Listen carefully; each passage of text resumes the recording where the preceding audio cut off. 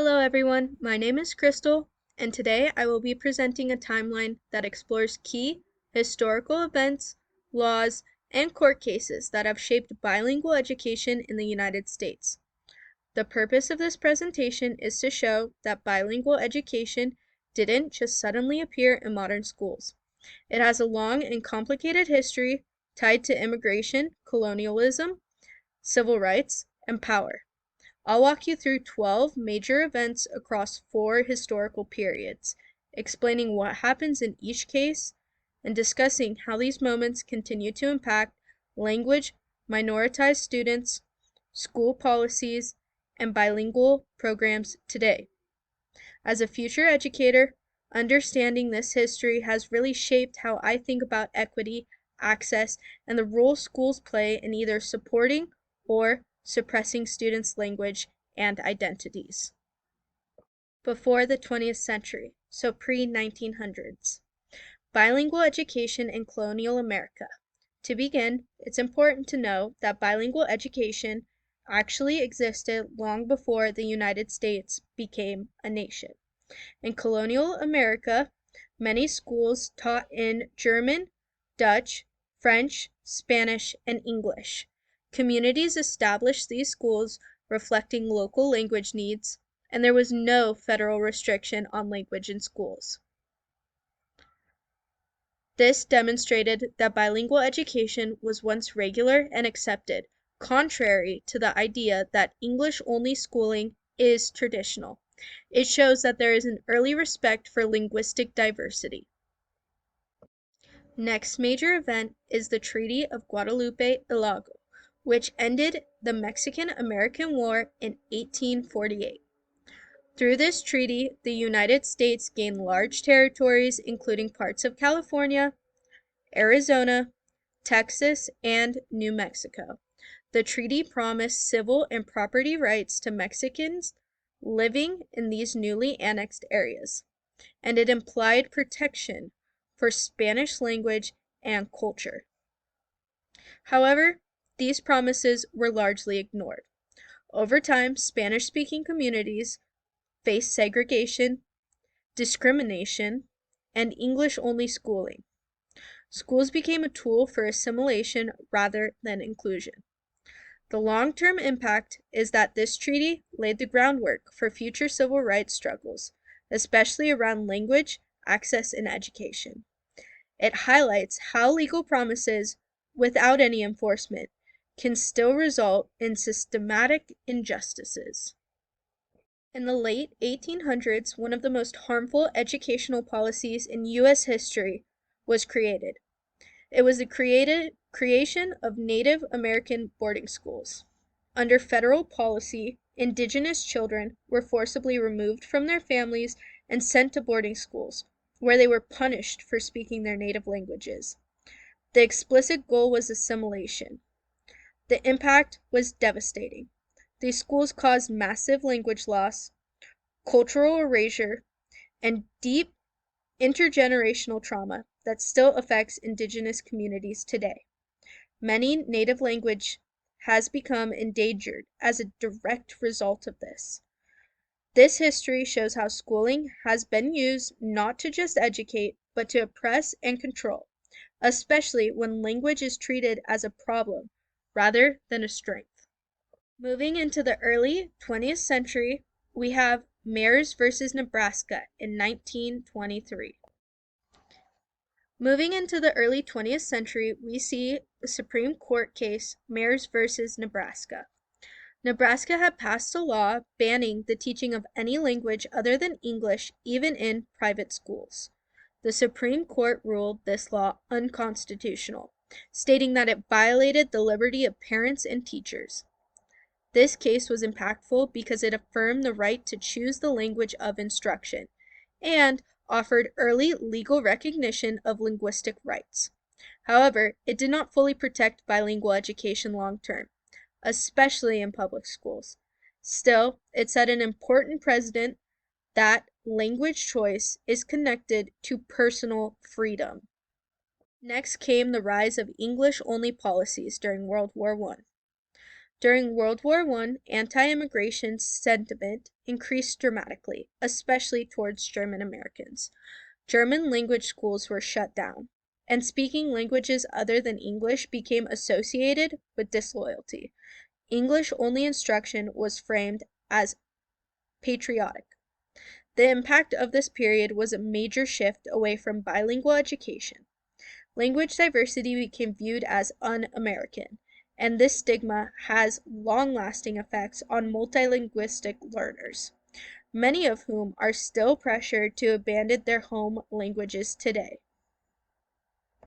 During the rise of English-only policies, we see segregated schooling for language minoritized students.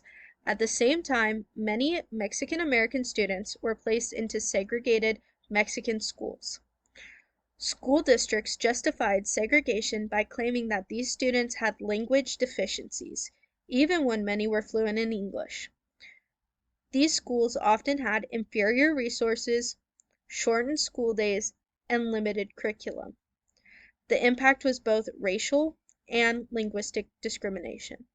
However, this segregation only sparked future legal challenges that would eventually push for educational equity and language rights.